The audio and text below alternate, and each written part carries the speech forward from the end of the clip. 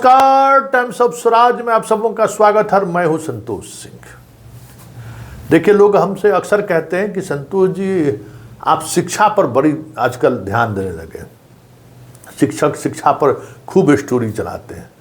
10 story अगर बनाए आप तो 6, 7, 8 तो रहता शिक्षा पर।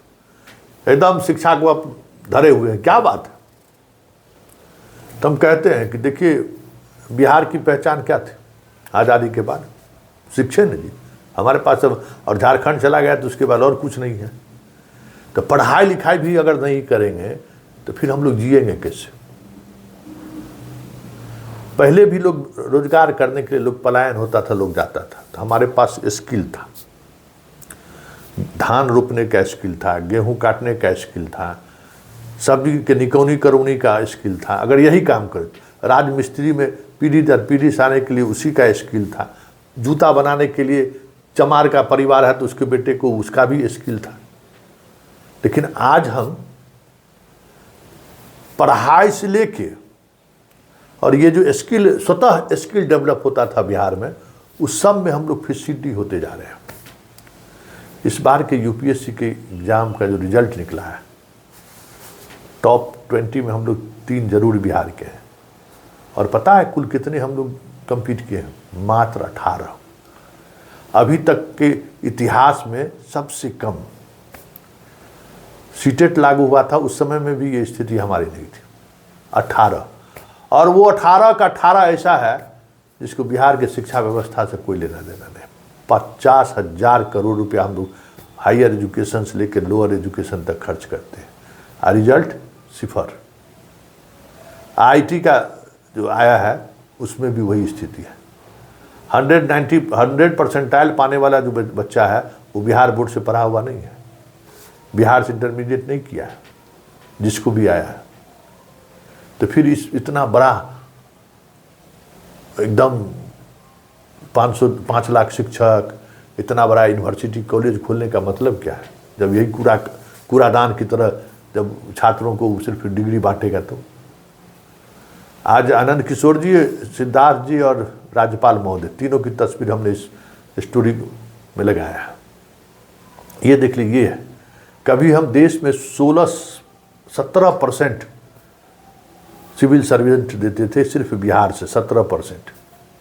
और वो मेरा दौर था 85 से लेके 95, 97, 98 तक। मतलब समझिए कि 80 का दशक और 90 के दशक।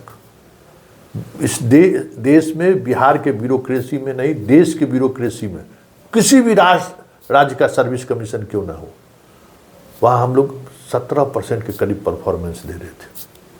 आज वो घट के,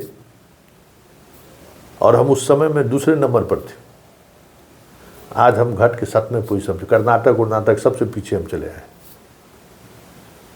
और आज हम 18 को दिए, पिछले साल 25 को दिए थे। तो बिहार, अब तो बिहार का बहुत सारा लोग नॉन रेसिडेंस बिहारी भी हो गए, उसकी छोड़ दीजिए।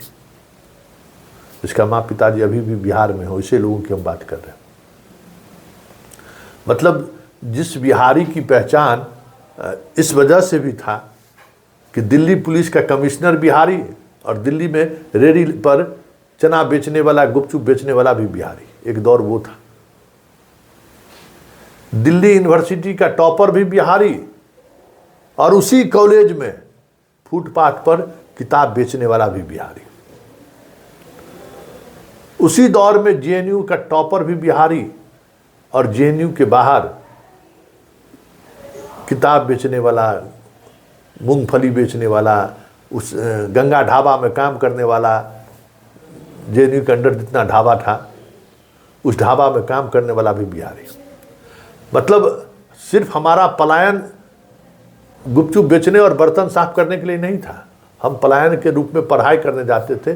बेसिक एजुकेशन मेरा इतना मजबूत था कि इंटरमीडिएट, ग्रेजुएशन करके जाते थे तो हम वहाँ पहुँचकर झंडा लहरा देते थे, फहराते थे। लेकिन आज स्थिति क्या है? आज सबसे पहले हम आनंद किशोर जी रिजल्ट निकाल दिए इंटरमीडिएट का। हम सबसे पहले मैट्रिक और इंटरमीडिएट का रिजल्ट निकालने वाला देश का पहला बोर्ड है। रिजल्ट क्या है? कहाँ रिजल्ट है? किसके सामने आप फिट बैठ रहे हैं? ये एक बड़ा सवाल है।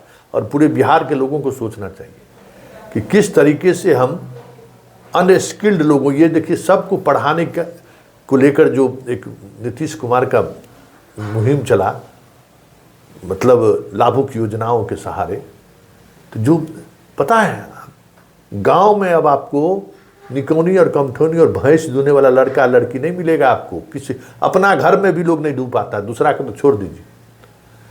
गांव में अब इड़ले बिड़ले आपको मिल जाएगा भैंस गाय दूने वाला, पता कर लीजिए।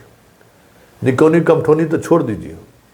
तो कहिएगा सब दिन यही लोग निकौनी कमठौनी करेगा। अरे भाई यही लोग करेगा नहीं करेगा ये तो बाद में तय होगा। अपना भी खेत में तो कर ले, और नहीं खेत का तो पंजाब दिल्ली जाता था, वहाँ भी जाकर तो कुछ कमा ले। आज आपको एक भी आप बिहार में पटने में देख लीजिए, प्लम्बर का कोई काम हो, बिजली का कोई काम हो, आप स्किल खोज लीजिए, को मिस्त्री खोज लीजिए, नहीं मिलेगा। मतलब स्किल के क्षेत्र में साधारण बात है, आप प्लम्बर मिस्त्री को ढूंढिए, नहीं मिलेगा आपको। बिजली का मिस्त्री नहीं मिलेगा, समरसेबुल लगाने वाला मिस्त्री उस तरह के एक्सपर्ट नहीं मिलेगा। क्यों? तो सब पढ़ नहीं, सब डिग्री ले रहे हैं, ग्रेजुएशन तक जो सो छात्रवृत्ति और क्या क्या मिल रहा है, तो सब पढ़ रहा है। अब ग्रेजुएशन के बाद आ रहा है इस फील्ड में, जब रोजगार कैसे नौकरी दे दीजिएगा? तो नहीं दे रहा था, अब इस फील्ड में आ रहा है तो उसको कुछ समझ में आता ही नहीं है। सीखते उसका सीख ही नहीं पाता है। जो पहले मैट्रिक पास कर, बहुत पढ़ने वाला जो लड़का था तो मैट्रिक तक पढ़ लेता था, तो 7वां 8वां में छोड़ दिया। ये इस तरीके का स्किल डेवलप करके पूरे देश से कमा के अपना परिवार का भरण पोषण करता था। अब वो भी नहीं हो रहा है। मतलब चारों तरफ से बिहारी को मार पड़ रही है, चारों तरफ से। साजिश है या फिर संयोग है? ये बड़ा सवाल है। लालू यादव के समय में स्कूल में बिल्डिंग नहीं था, लेकिन जो ही मास्टर था वो कम से कम ऐसे स्टूडेंट को पैदा कर रहा था जो जाके देश के स्तर पर कहीं भी पढ़ के अपना झंडा गाड़ देता था। जितना मास्टर बहाल हुआ है, सरकारी स्कूल का बहाली हुई, सारा प्राइवेट स्कूल भी खाली हो गया, क्योंकि काम नहीं करना है, प्राइवेट स्कूल में काम करना पड़ता है। तो जो काम चोरी का जो मानसिकता है और घर में नौकरी मिल जाए, ये जो मानसिकता है, इसमें जितना डीएवी, जितना बढ़िया स्कूल था, सब स्कूल के शिक्षिका शिक्षक सब जो है सो चला गया उसमें। वो भी स्कूल गया, सरकारी में तो पढ़ाई लिखाई का कोई मतलब ही नहीं है। और यहाँ तो बस खान जैसे शिक्षकों का बल्ले बल्ले है, जिसको A+B का होल स्क्वायर पता नहीं है। लेकिन चतुर चालाक जो एक है, उसमें छात्र शॉर्टकट तरीके से अपना पढ़ना चाहता है, उसी में दरोगा पुलिस सिपाही बन जाना चाहता है, उसी में बनता भी है। तो ये रिजल्ट है। ये देखिए, ये जो हम आपको दिखा रहे हैं ना, 10 वर्षों का ये रिजल्ट देख लीजिए। उसके बाद कहाँ गया बिहार, कहीं कोई अता पता नहीं है। अब आप सोचिए और मनन करिए। हम इसलिए सिद्धार्थ जी आपको भी कहते हैं, आनंद किशोर जी आपको भी कहते हैं। आनंद किशोर जी आप तो बिहार के हैं, आप क्यों बिहार को ख़त्म करने में तुले हुए हैं? डिग्री बांट के क्या होगा? और सिद्धार्थ जी गुणवत्तापूर्ण शिक्षा की बात करते हैं, इसलिए इनको हम आईना दिखा दिए कि आपका यही गुणवत्तापूर्ण शिक्षा है।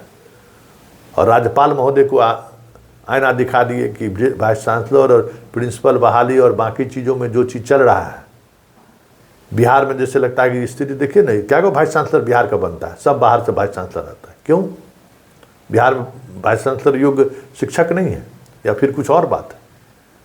न वाइस चांसलर मिलेगा आपको, न प्रोफेसर बिहार का मिलेगा। टीचर में देखिए रहे हैं जितना यूपी का आया है, क्यों आया? क्या पढ़ते नहीं हैं? प्रोफेसर में, जुडिशियरी में देख लीजिए, सारे दूसरे स्टेट के लोग भरे हुए हैं। अब तो बिहार प्रशासनिक सेवा में भी दूसरे स्टेट के लोग आ रहे हैं, 30% दूसरे स्टेट के लोग आ जा रहे हैं। टीचर में देख ही रहे हैं कितने बड़े स्तर पर आए हैं। तो अब बिहार जो है ना, सिर्फ यही पलायन नहीं है, अब आप बेहतर शिक्षा देने की भी स्थिति में नहीं है, तो वहाँ भी आप पिछड़ रहे हैं।